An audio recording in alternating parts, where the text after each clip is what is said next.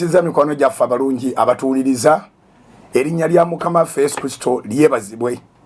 Mwebale okwekumira ku Salt Media, mwebale okwekumira ku Salt FM abali mu Kampala ku 17 Salt FM ne district zonna n'emiriraano n'ebizinga, abali Mubende ku 97 katonyeze 5 okutuukira ddala yonna gyetuuka gye mutufunira, abali Fort Portal ku 9 akatonyeze 3 mwenna tubaaniriza mwebalire ddala okubanga temugivaako era ndowooza kati tutereezezza nnyo mulabanga consistency weeri radio yammwe gye musinga okwagala mu Fort Portal, abali Hoima, abali Masindi, abali Kasese eteredde weather ye wammwe yetera okubeera enzibuzibu. Mbalamusiza ku mikono gyaffe ab'embalala abali ku 95 katonyeze 0 erinnya lya Mukama Yesu Kristo lyebazibwe.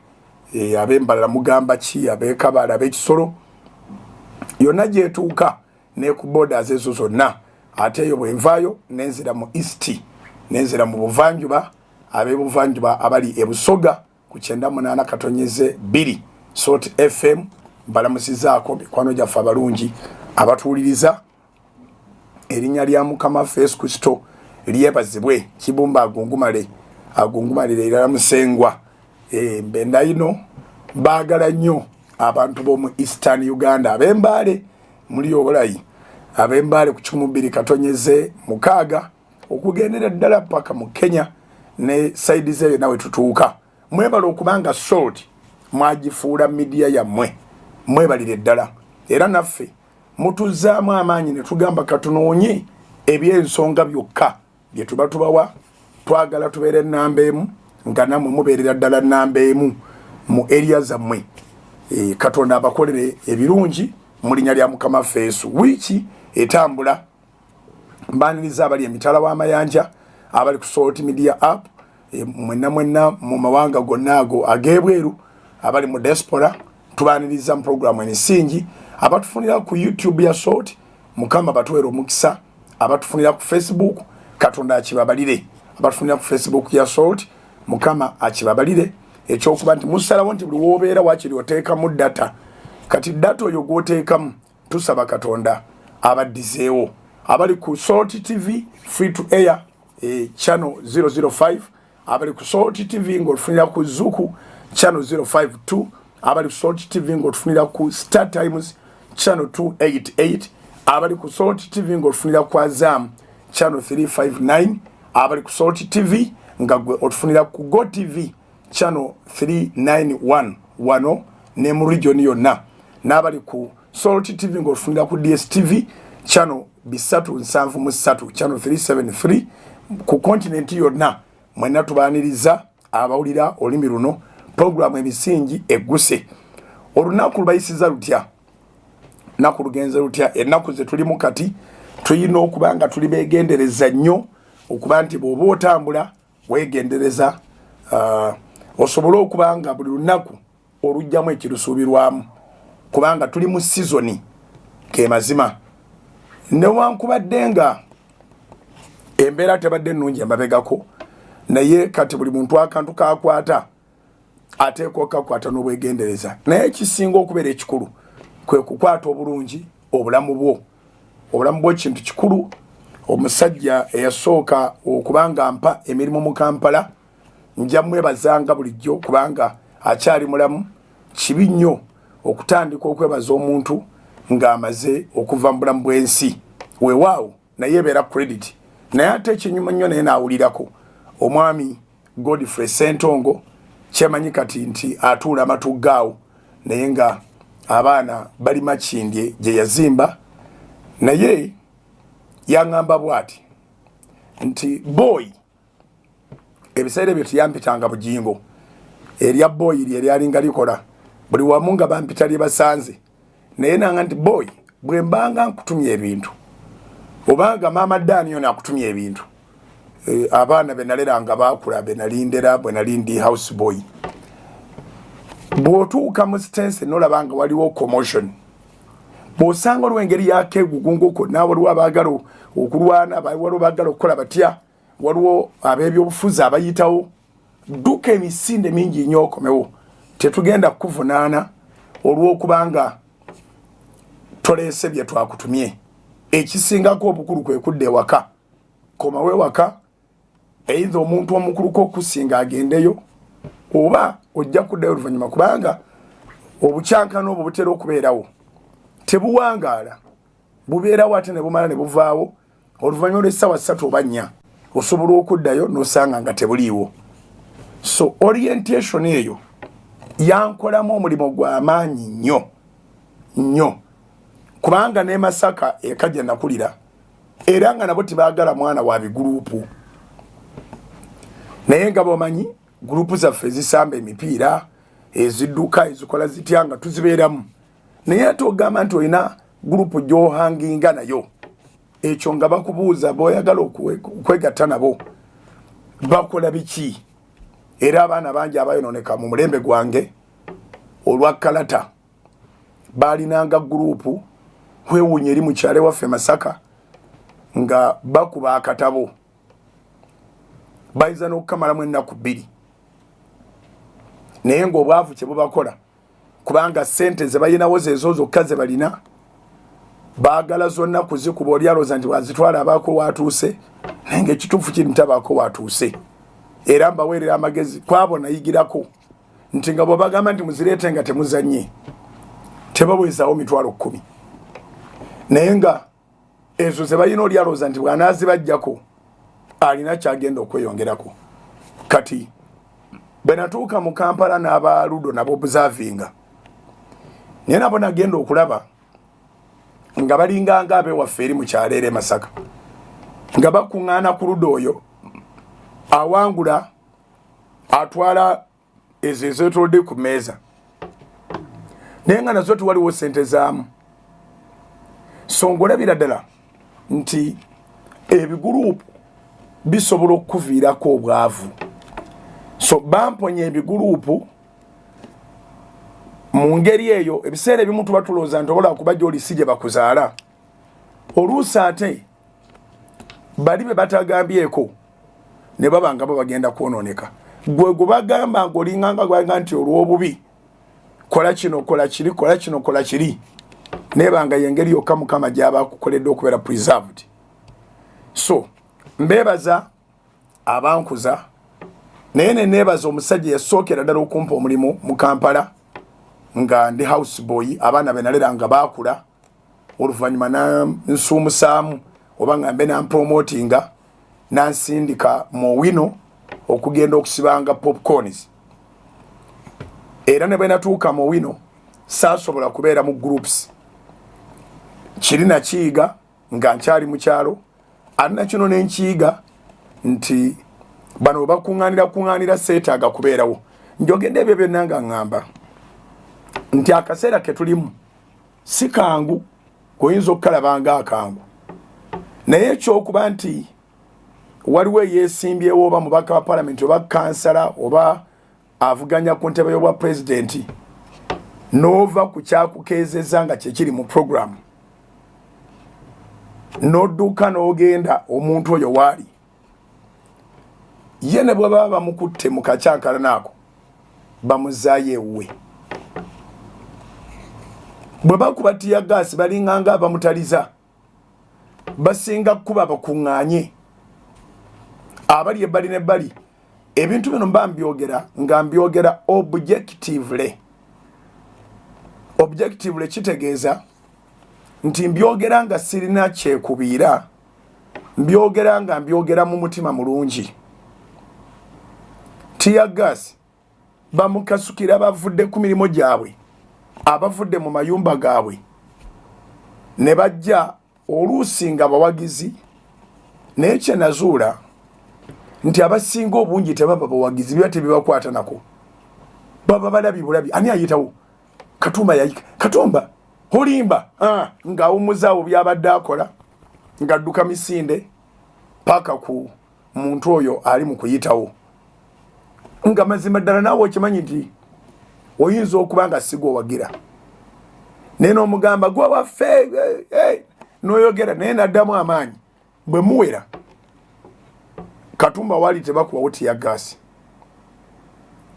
gwe wooli webakuba tiyagaasi n'abamukuba nabo empisa zaabwe zikyannemye okutegeera kasita kwe bali ku misingi kubanga okumukasuka eri mu mayumba n'ayita waateeko koma singa bamukubo wano ku makubo bwe baba baagala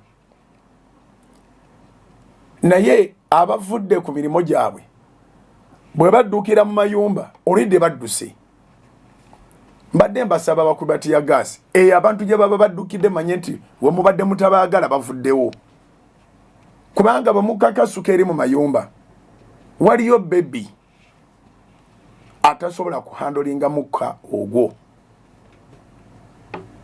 waliyo omukadde atasobola kuhandolinga mukka ogwo waliyo omulwadde bw'obanga osimbula ewaka ng'oli wa poliisi naawe osookanga n'olowoozamu n'ogamba nti bano bendesse mu nnyumba singa babakubyemu tiya gaasi can they handle amagezi begakugamba nti they can't handle tokubanga tiya gaasi mu residensi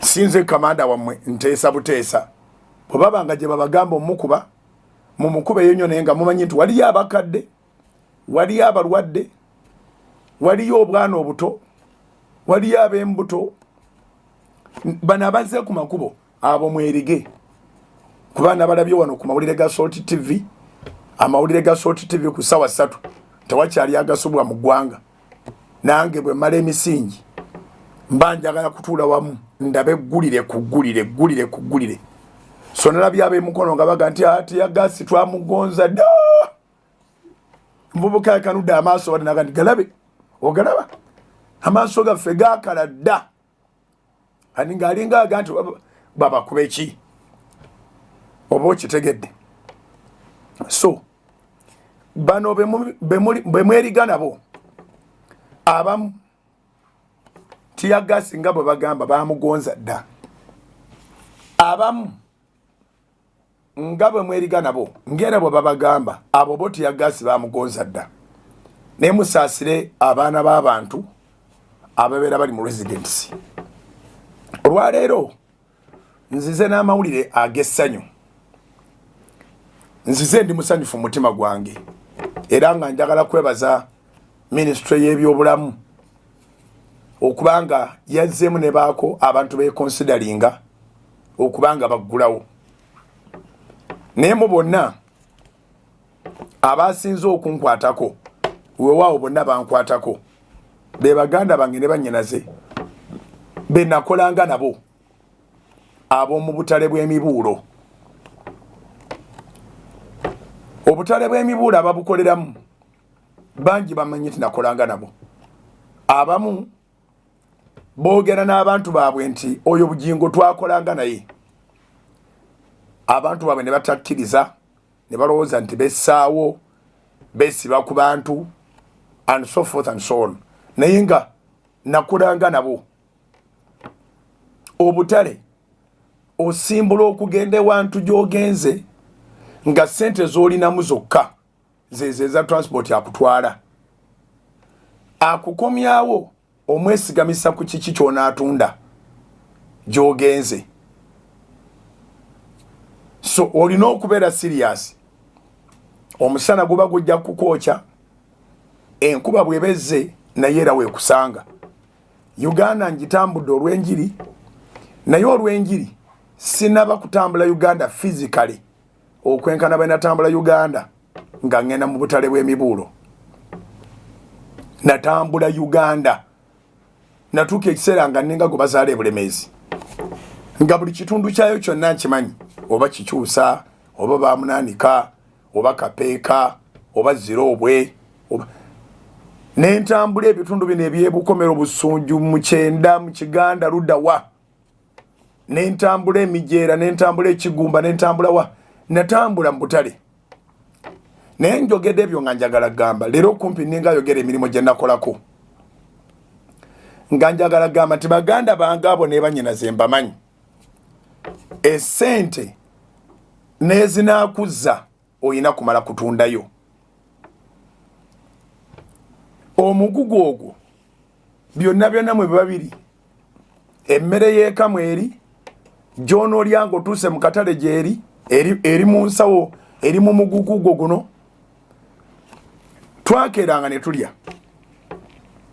naye nga abatuguzizza emmere bajja kubanja buli omu waateeka omugugu gwe era babanja lwaggulu balinganga butale bwa bulijjo nti oba katale k'Nateete oba katale k'Egindi naye kano kaba kajja buzi era n'abafumbe nabo bajja buzi naye mutuuka ekiseera nga mwafuuka bakasitoma b'abanne wammwe so olyayo emmere bajja kujja sente bazinone naye njogedde ekyo nga ngamba nti singa waaliwo abantu abali beetaaga okuyambibwa batabeera na ssente ng'ate tibaasoma tebalina mirimu mirala gye bayinza kgenda kukola mu bbanga ne babeera nga bamaze nga batudde kati bamaze bo emyezi badde bakutegwa mwenda.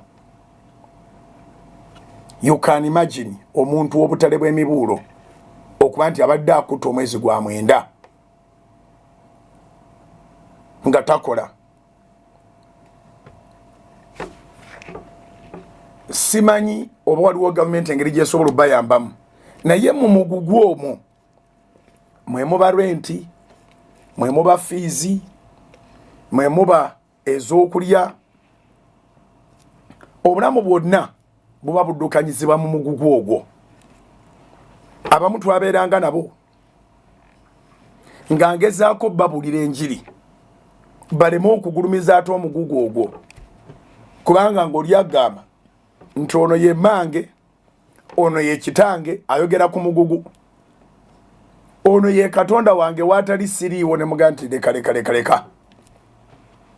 Nakolerayo emyaka mingi nezo Mukama yali yantwalayo kubabulira njiri era bangi balokose, bangi bangoberedde, bangi abali mu house of prayer, bangi Katonda beyese tula ne bava we baali ne bava mu butale ne basobola okubaako emirimu gye batandika, bangi abakola amaduuka ago golaba agasinga obungi agali mu areas ezitali zimu, agafulumya n'ebintu ebyeru agateeka ku butandaalo agawanika ebintu wabweru awo, abasinga obungi experience yaabwe ya butale bwa mibuulo.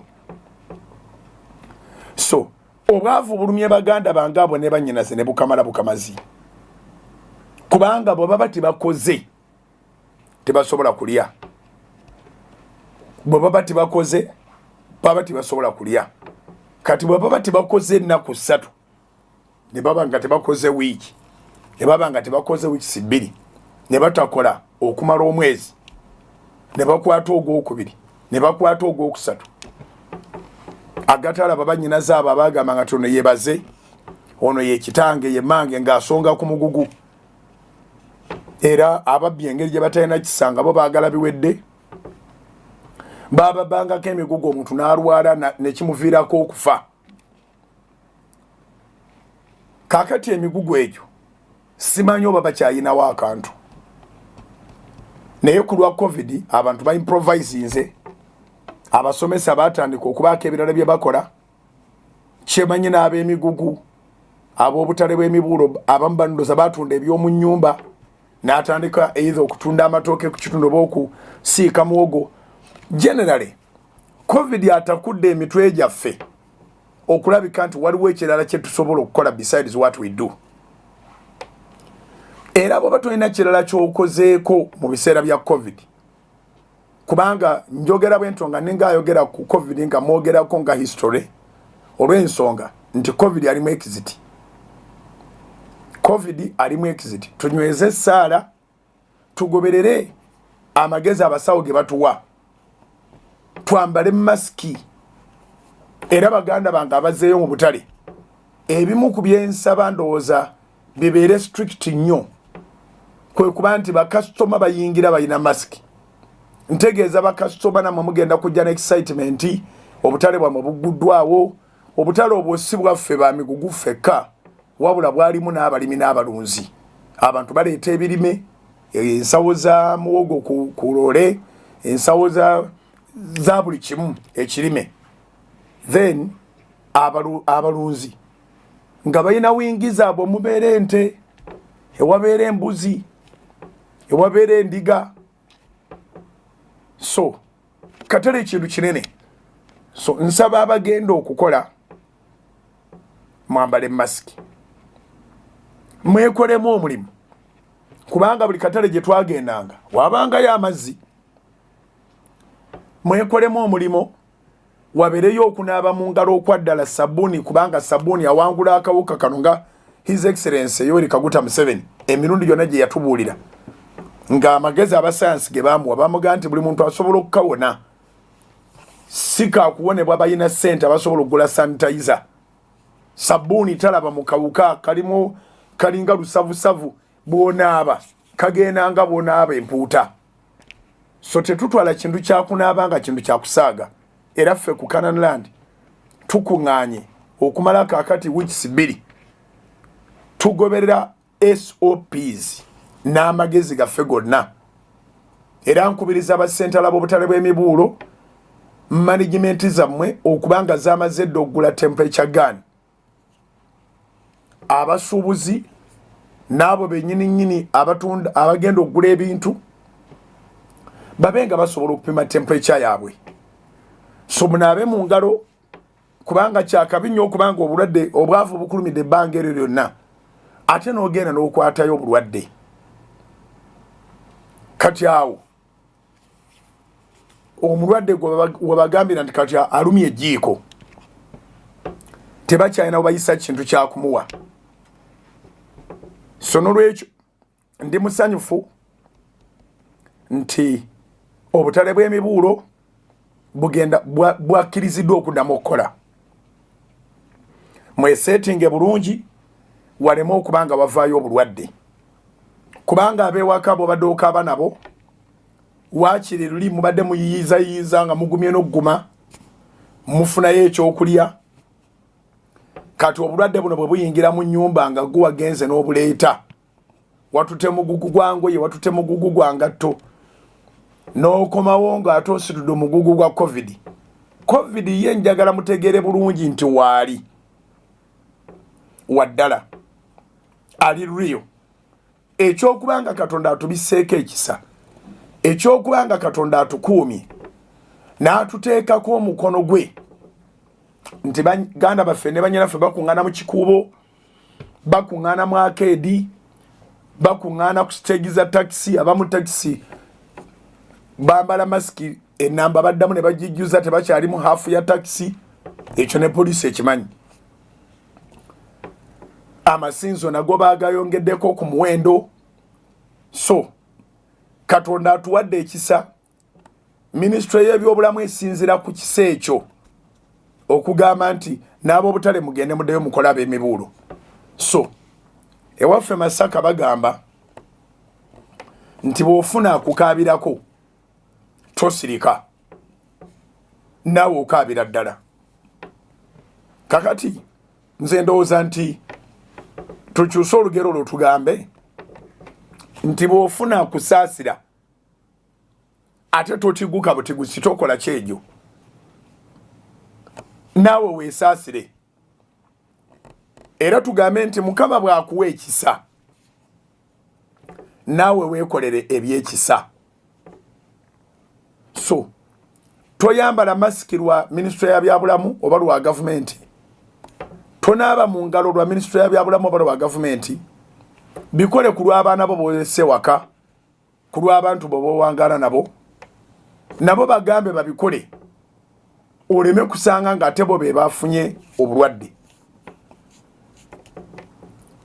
ndowooza emyezi gibadde mingi n'olwekyo bwe mbagamba okusigala ku mulamwa mba wa nsonga singa ogenze mu butale bwa Mubuulo wadde akatale kaliraanye ekkubo n'owulira nga munnabyabufuzi ayitawo mpozi nga yabadde akuliisa ne bw'obanga obadde otoba bibyo bonna nga bwe baagala obululu okuva kuba wansi paka kuba waggulu tebandikujje ku mudaala gwo wasigaddeyo ebbanga ttono nnyo ennaku ziri ku ngalo okubanga omwaka guggwako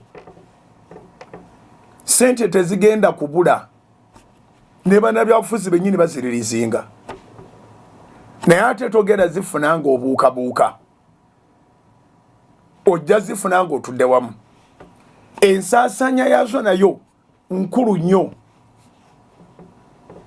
Togamba nti tubadde ku muguwa kakati kangule byembadde sirya kangule engoye kangule biki era ndowooza nti ku luno waliwo abantu abo bateebereka be baba bagulirwa engoye be baba bagulirwa engatto kubanga ate tutumanyi kiri mu mwaka gujja Katonda baba akuwadde ku ssente nga bwe mmanyi baganda bange nga bengambe tukumpi ekitundu kya programu nkibawadde abo butale bw'emibulu tetwasevinganga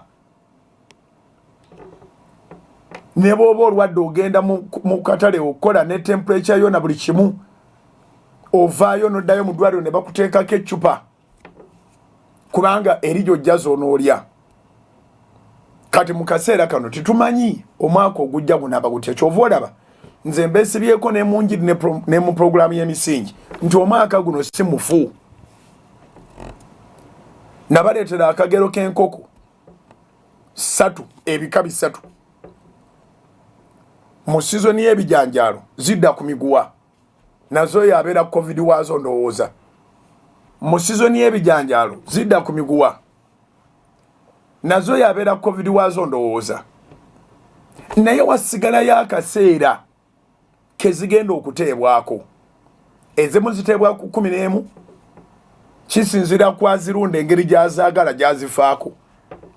Oluusi endala ziteebwa ku 12 kubanga enkoko by all means ewaffe Masaka ssaawa emu ziba ziyingidde era abazadde bwe baateekanga weteeka nti mujja kuyingira na nkoko teweetaaga ate kunnyonnyola nti ze ssaawa mmeka. Bwe kuba kuyingira na nkoko oteekwa kuyingira ku ssaawa emu ate bwe kuba nkoko kugikwata mumwa oteekwa kubanga ofulume waka ku ssaawa 11 ez'okumakya. Wagikutte ki? Wagikutte omumwa kubanga ekookolima 11 awo 10.11 enkoko ziba zitandise okookolima. Tewaliwo ssaawa naye ng'abakadde bagoberera ebintu byabwe nga balina ko bamaakingira. So enkoko zino 3 nazibagambako emu olugisumulula edduka speed nebojja buli kantu konna akali awo akaliibwa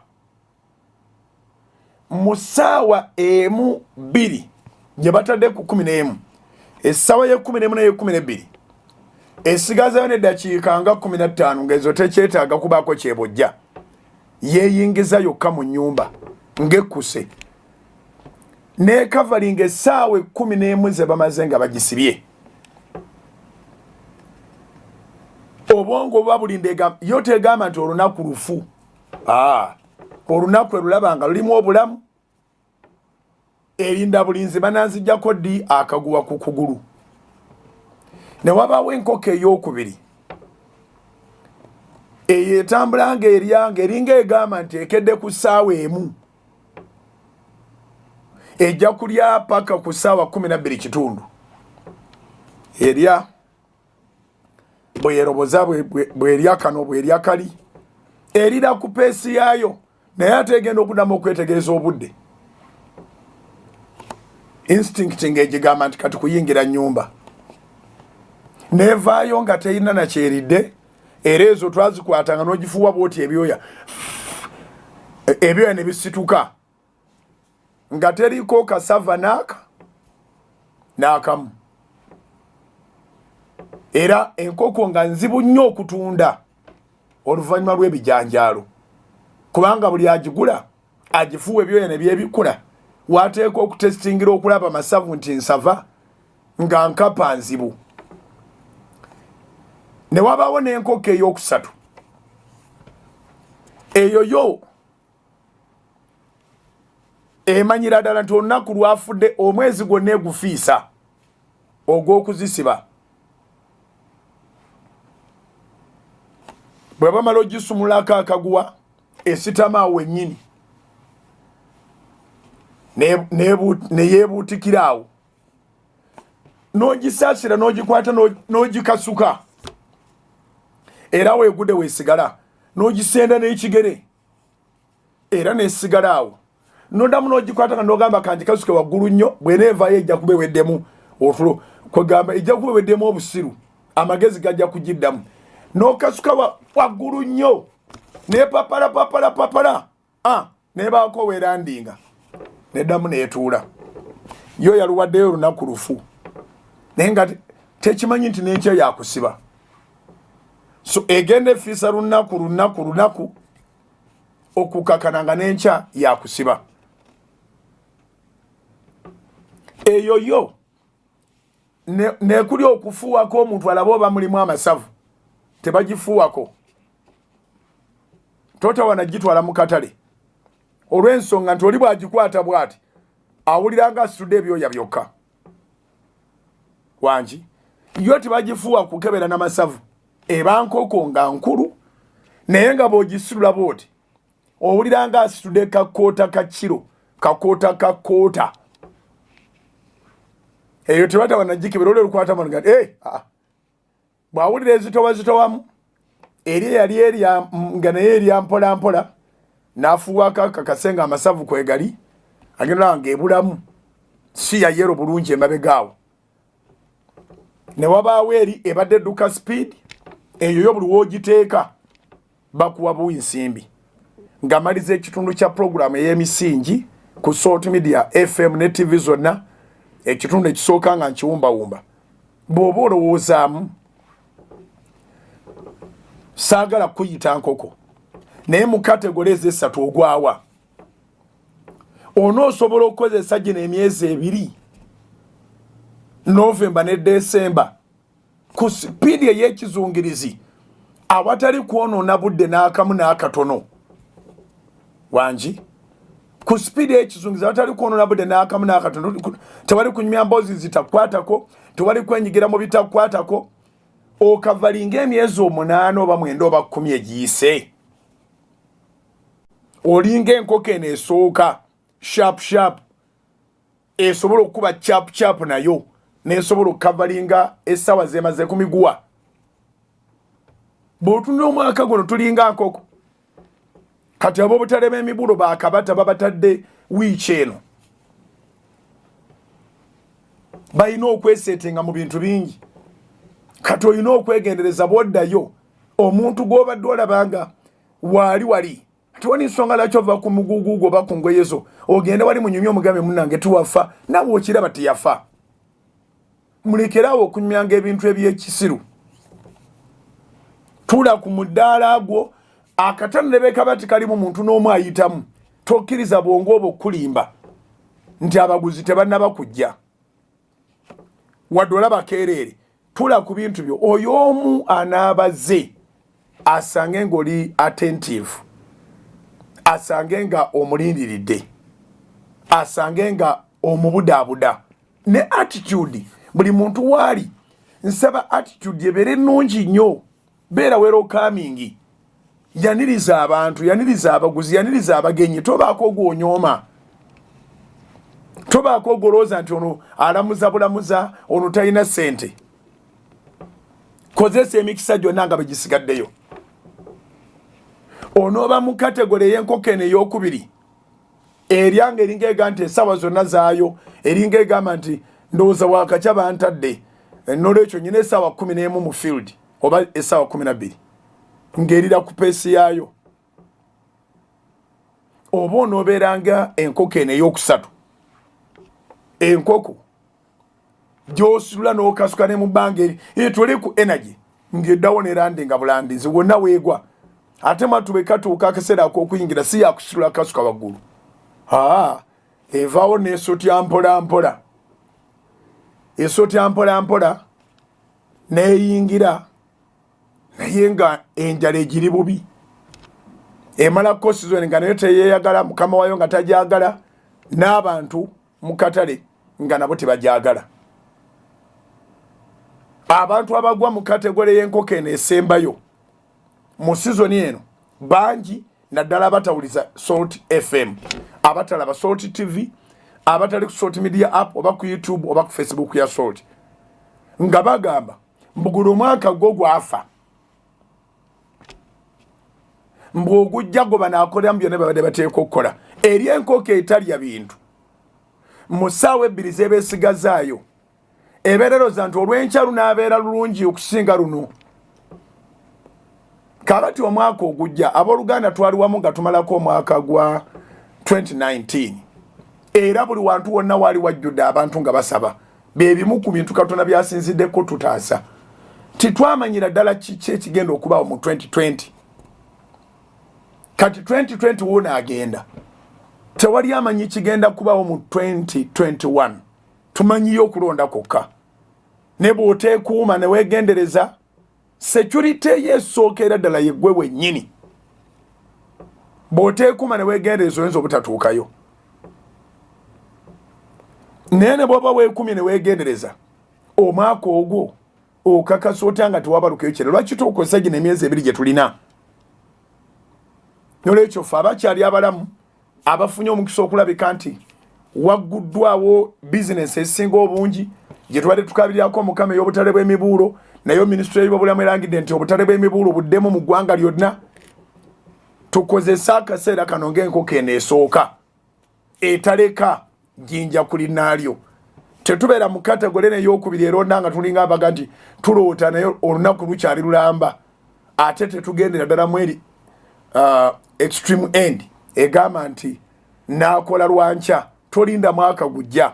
Opportunity obanga okyassa omukka olwaleero gikozese leero. If you can receive oxygen today it means that your blessings of today are there. Simply be attentive and grab your opportunities. Hopefully you are grasping everything. Nsaba Katonda abankolere bulungi katuumulemu katono nnyo tukomawo okuwumbawumba buwumbi ate tubenga tugenda maaso n'okumaliriza programu y'emisingi olunaku olwaleero.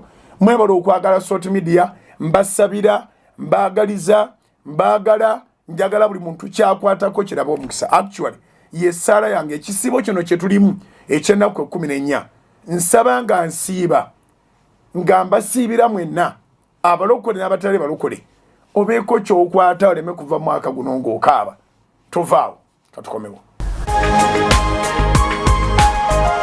Soul Television Femunyo.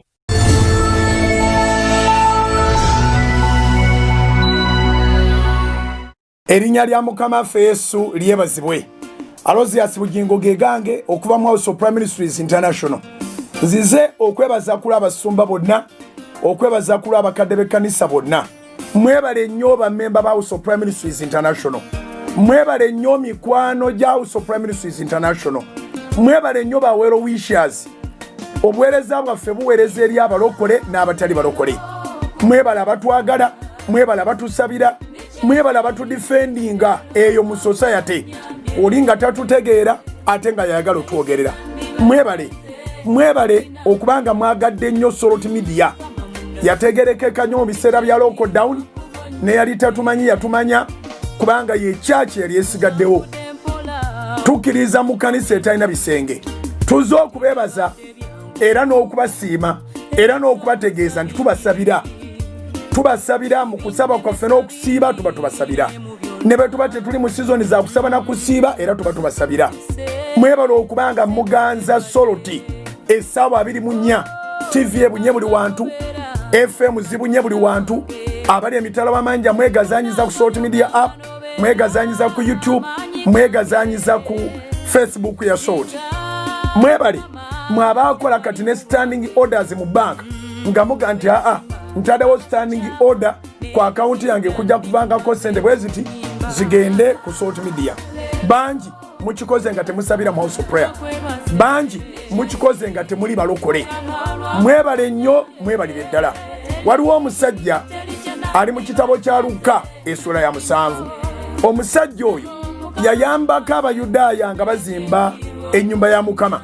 Wadde teyali mu Yudaaya wadde teyali wanzikiriza zaabwe. Luka 7 ojja mwesomerako. Naye bwakya ku makya n'abanga yali yeetaaga Yesu okuwonya omwana we. Munnange abakadde b'ekkanisa ne bakuŋŋaana n'abakadde b'Abayudaaya ne bamugamba nti kimugwanidde oyo okumukolera ekyo kubanga ayagala eggwanga lyaffe. n'essinzizo mwe tuli ye yali tuzimbira. Ekyono ne kindeeta okutegeeza gwe omulokole n'abatali mulokole nti nga tuli mu kampeyini ey'okuŋŋaanya ssente ate zisoboka. Ewaffe bisoboka, mu Katonda waffe bisoboka. Tukuŋŋaanya ssente ez'okuzimbira Mukama. Tujja kuzimba mpola mpola nezijja kuwera. Obanga twaweza obukadde bwa $, ne tugula ettaka lya Kanani, tetugenda kulema ate kweza bukadde bwa $, kuzimbako Pentagon ya Mukama etuuze $38,000. Pulaani mugimanyi, buli kimu tugenze tukibalaga, tuli steady era tumanyi nga tujja kukikola. Mwebale abagenda mu Centenary Bank ne muteekayo sente za Pentagon nga mwekubiriza mwekka. Abamu ze waakabayo tozijjukira, emirundi gye waakabayo togijjukira. Weekubiseemu emirundi n'emirundi, kubanga twagamba nti singa abantu babadde akakadde kamu buli muntu n'akeera n'awayo $10,000 singa kyavadda mu kkubo. Naye gwe weekubiseemu emirundi, buli lwoddayo mugambe Mukama nzize okukima omukisa, nzize okukima omukisa. Akawunti eyo njagala kugibajjukiza abamu ababeera bagyerabidde, abali ku Soroti FM nga kati Mukama yakikoledde. Oyagala kuwayo kimu kya 10, oyagala kuwayo za Pentagon, oyagala kuwayo kiweebwayo. Akawunti kwata olupapula n'ekkalamu giwandiike. Ali ku Soroti TV bagikuteereddewo, ogirabaawo, giwandiike. Eri akawunti namba 31 0 emirundi 3 6 00 6 1. Akawunti eri mu mannya ga House of Prayer Ministries International, eri mu Centenary Bank. Kozesa amatabe ga Centenary Bank mu ggwanga lyonna, oba kozesa essimu yo bw'oba ng'olinayo akawunti okozesa essimu yo okuteekako, oba kozesa ATM. Wonna wonna w'oba oyitidde oba online osobola dde okuteeka ssente ku akawunti eyo. Eri mu mannya ga House of Prayer Ministries International, eri mu Centenary Bank. Akawunti ya Uganda shillings, akawunti eri namba 31 0 emirundi 3 6 00 6 1. Ate mmwe abagenda mu Abasa Bank, Abasa oba Abusa nga bw'okyatula, naye nga tujjukira nti ye yali Barclays Bank. Gwe bw'obanga gy'ogenda tulinayo akawunti 2 eri neya $1 ekyagizaala. Twagigulawo nga tuli mu kusasula ttaka lya Kanani. Okuva ku olwo tegalwangawo, yasigala ekola. Naye nga tulinayo akawunti 2 mu Abasa Bank, emu ya Uganda shillings, endala ya $. Eya Uganda shillings kwata ekalamu ogiwandiike, bwali ku Soroti FM nawe bali ku Soroti TV ogiraba giwandiike. Mbebazanya abakuba screenshot noba kati ng'ogisevinze ku simu yo nga wakikuba kiramba ekifaananyi nga bwe kyali ku TV yo. Akawunti eya Uganda shillings mu Abasa Bank eri namba 6 00 29 7 680 M. Eya US dollars eri namba 600 47 93 0. Kati ngenda kudamu zonna nzogere mu Luzungu. If you want to pay your tithes, your offerings, your contribution, you are a well-wisher, you are a member in House of Prayer Ministries International, you can find a day and go to pay your tithes, your pledges, or your contribution towards building the Canaan Land House of Prayer, the Pentagon. The account in Centenary Bank is number 31 000 600 61. It is in the names of House of Prayer Ministries International. You can put a standing order.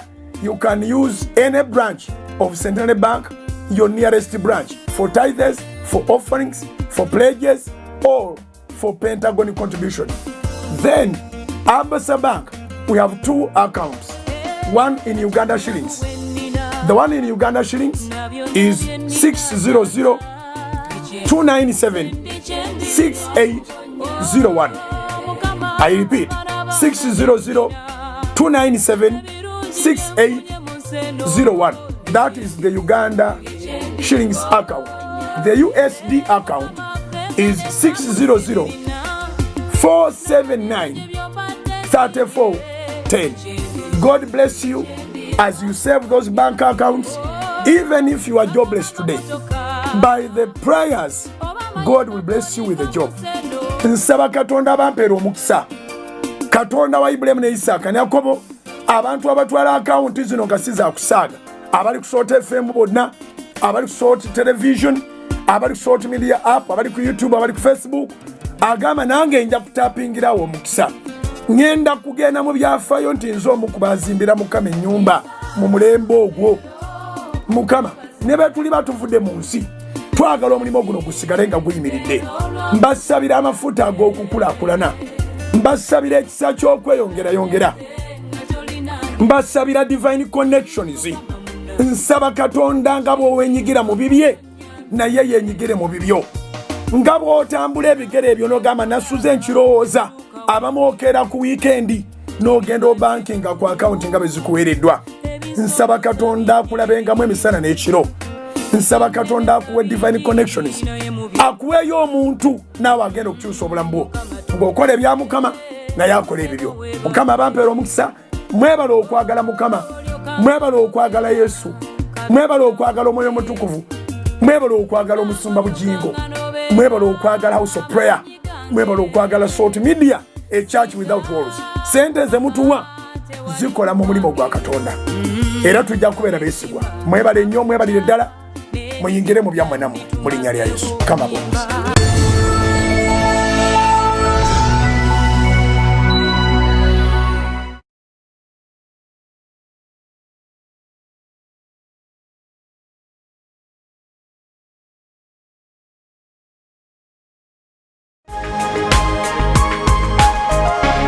Soul Television Femunyo ya Mukama Yesu lyebazibwe mukulikeyo mu program eye ya Kalango nako kafuukanga program namba naye nga tubebaza nnyo okubanga mukatwalanga akakulu mwebale nnyo titumanyi kyakubagamba naye mwebale ku bugazi bw'eggwanga lyonna okubanga muwaayo sente eza Pentagon buli muntu nga yeekubiriza yekka ne mugenda ku akawunti eyo eri mu Centenary Bank abamu nga yebaliranye gyokozesa okuwaayo ebimu by'ekkumi byo gyokozesa okuwaayo pledges oba offerings zo twebaza Mukama olw'ekyo tulabanga mu ggwanga lyonna wabaawo kyemukola musinzira ku branches ezibaliranye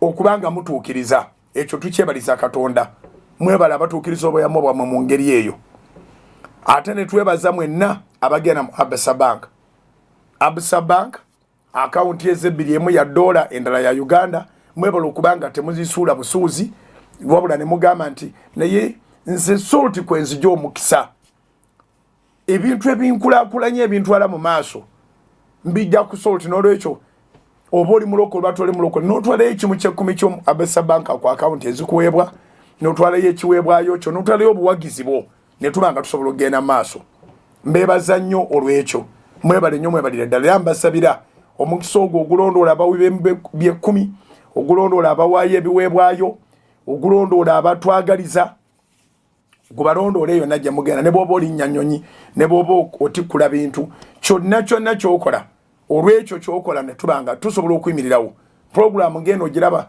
oyinza okugamba nti yandibadde eyayanirwanga buli muntu agisponsalinga naye weekanganga abaagala okusponsalinga sente zaabwe tetuzisobola zikosa ate obulamu bw'abantu ate abandi badde bajja nabo ate oluusi ne batajja naye ate ffe ne tusigalawo nga tukola puroguramu so sente ze muteeka ku akawunti ezo ze zituyamba okuyimirira emikutu gyonna nga bwe mugirina platforms zonna nga bwe muziraba nti kwetuli tezisobola kubeerawo nga tetulina sente naye sente zammwe ezo zemulabanga entono zemutwala ku akawunti ezo Katonda abalaba mu kyama ebigere bwe bitambula mu kyama ne mugenda ne mukikola anaabawanga omukisa ate ogunaalabikanga mu lwatu.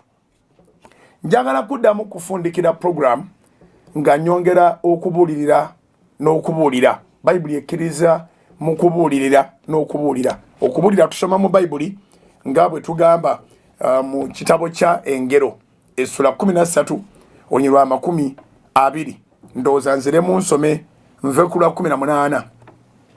Proverbs chapter 13 verse 18 to 20.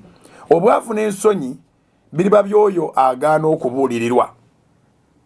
wangi obwavu n'ensonyi biriba byoyagaana okubuulirirwa naye assaayo omwoyo eri okunenyezebwa alisibwamu ekitiibwa ekyegombebwa bwe kituukirira kiwoomera emmeeme naye okuva mu bubi kwa muzizo eri abasirusiru otambulanga n'abantu ab'amagezi naawe oliba n'amagezi naye munnaabwe w'abasirusiru alibalagalwa nolwekyo njagala okwogera n'emikono gyaffe mwenna abazzeeyo ku mirimu nti ekintu kyonna ky'omanyi nga tekigenda kukuyamba nga tekiyamba mulimo gwo nga tekiyamba nkulaakulanayo kiyigino walinge tekigaana kumanya current affairs nga tovudde ku mirimu gyo kyekituteekesaawo amawulire nga tumanyi nti amawulire g'okusawa 3 gajja kusanga buli muntu anyuse nga ali waka odduka kafyu naye bw'otuuka ewaka naffe tukola enteekateeka osangewo ekinaabaako kyekigatta ku bulamu bwo so njagala kugamba nti gwe azeeyo okukola ebiseera biri by'obadde ewaka buli kimu obadde okigobererera ku ssimu nayogera ku ssimu nja kuddamu njogere ku ssimu nja kuddamu njogere ku bafrenemies abantu abo abalinga mikwano gyo naye nga katulako ebisebuka mukama waffe Yesu yagamba nti mwekuume emisege egyambadde amaliba g'endiga nja kuddamu nsomeseeko ku bintu ebyo naye akaseera ke tuyiseemu tuyigiddemu ebintu bingi eyali talina budde bwa Facebook eyali talina budde bwa WhatsApp wabeerawo obudde bungi abantu ne bayiga ebintu ebyo singa kisoboka mwannyinaze muganda wange mutabani wange kubanga abamu kumwe muli bakulu naye nga mbazaala essimu ndowooza yandisigaddeyo ewaka kubanga essimu byekuleetera oluusi neekujja ne wootudde wennyini ku mudaala gwo wookolera ogenda obiraga oli ali eri era ne mubiraba mwembi ne museka temulimu magoba naaka ng'ogyeko okukoma ku kuseka obumu bukomedi babukoze bwaba n'abeesimbyewo akantu buziba olunaku nga mwenna mukategedde naye nga akawunti zammwe enkalu akantu buziba olunaku nga mwenna mukategedde naye nga ku dayiningi tekugenda kubeerako kintu simanyi muzimu kyogwateekebwa mu ssimu nti n'abaami n'abakyala tebakyalina budde bwabwe ogwebwako obubwo n'ogwebwako n'obw'omwagalwawo n'ogwebwako n'obw'abaana essimu olugiwumuza bali omuzimu ogugirimu nga gukugolola omukono ng'oddamu ng'ogijjayo so mikwano gyaffe abaddayo ku mirimu abagenda okuddayo mu butale bw'emibuulo abakolera ku midaala abafunye kacyansi nga tebabazuuzazunza nnyo gavumenti ebalese mukoleyo akasente abamukolera ku makubo muli bbalibbali awo mu bifulumyanire mu biteekano osuula ali bw'obiteeka wano essimu obadde osana kugirekanga waka ekituufu kiri nti eriffe amawanga gano agakyakula obukuzi essimu is a parasite jo waliwo abaana be nabadde nabo omu n'agamba munne nti ali outdated kubanga talina smartphone alina akasimu kano akataliko intaneti yonna n'amugamba nti agenda mugulira essimu eya smartphone oli ne yeeyanza nnyo katono afukamire ne wansi nze ne mbiyingiramu wadde byabadde tebinkwatako ne mbubuza nti era gwo n'omuterangako ne data oli n'agamba nti data nja kumweterangako nze ampe buyisimu nga tamanyi nti ne bwe bakugabira essimu ey'obwereere olwaleero mu myezi gumu oba myezi 3 data goba wakateekako agula essimu ezo 5 namuwadde amagezi ne muga nti wandisigaziza akabiriitiko ak'amapeesa ago kubanga data togenda muteekako okukola busuubuzi, data ogenda muteekako kulaba date ekyo mukinootinge mu misingi. Is your data for watching data things or is your data for making business? Kamakinge nange kantomede butomezi misingi. You put data, you upload data to watch data. It may be not data like as in pornography or what, but data as in unproductive at all. Distractions that are paid for. Nobanga gwosa sulira ebikutaataganya, gwosa sulira ebikujja ku mulamwa, gwosa sulira ebikusiranyiza, oteekamu sente weyongera okulaba ebitakukulaakulanya. Ayina amatu awulire, gwazeeyo okukola. Bw'owulira ng'obadde ofunye addiction mu kaseera obutale bw'emibuulo ke bumaze nga busibiddwa, ng'essimu kati yafuuka kitundu kya bulamu bwo, ne mu kaseera obadde tokolera abantu basiiba enjala, awo n'avugawo kalamba naye nga ku ssimu kuliko data. You understand?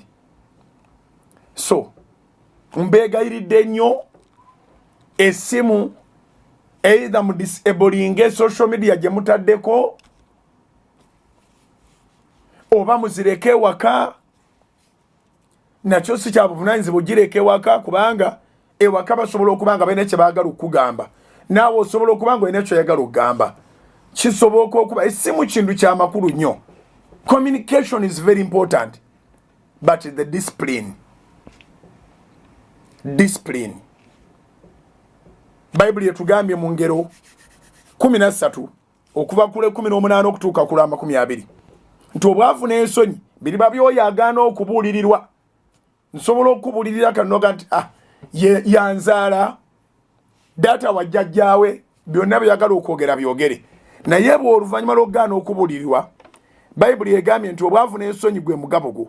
Obwavu n'ensonyi biriba byoyagaana okubuulirirwa, naye assaayo omwoyo eri okunenyezebwa alisibwamu ekitiibwa.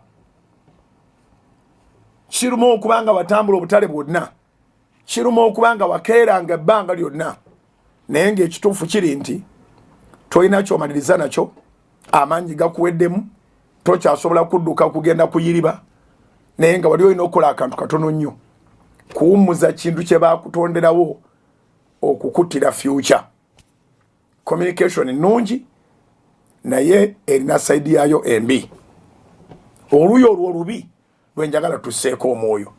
To this extent nti kati ofuluma ogenda out n'omwagalwawo mwongere okumanyagana, ne mutuula ku mmeeza n'atuula erudda n'otuula erudda, weeyita bw'aba abanguyidde najja we mukome okubanga mwogera, weeyita aba abuuza actually gw'omwami bw'oba okola order ng'omuwala ali ku ssimu, oli waamalira okutwala order n'abuuza omukyala by'ayagala okulya, kati naawe nodda ku ssimu,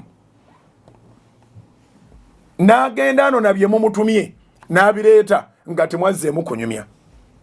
Buli muntu ali ku ssimu. Simanyi bazungu ngeri gye bagimanaginga, naye wano egenda kuleeta obwavu obwakabenje ennyo. Bwe mumala okubeera ku masimu bwe mutyo, relationship naye ekigigaana okuwangaala, era kwe kubaako omuntu byasanga mu ssimu ebitayamba bufumbo bwe mwagala kuzimba, nakudropinga. Abo ne basobolera ddala okwawukana essimu ye esinga omwami ekitiibwa. Bangi abali mu programu y'emisingi nga nfundikira olwaleero nga tosobola kugamba mukyala waggalewo social media platforms zaliko. Akubuuza olimu amagezi, oyagala kwegeraageranya na social media? Gwe genda oba tonjagala ndeka, sisobola kuleka mikwano gyange. Naye nga amazima ga Katonda ne nnyina asobola omufaako nga twali zimujjanjaba, awo zaalina emikwano ne nga tegina kye gigasa. abamawulire ga Salt Media gandi bubi bazze bayingiddewo ate n'omwana wa Museveni omuna yagera ku Salt FM mbagala nyera mbagaliza werowoozeeko not as in being selfish naye lowooza ku future yo lowooza ne ku bantu abalala alozi asibugingo gegange musigale ku Salt Soul Television, Femunyo.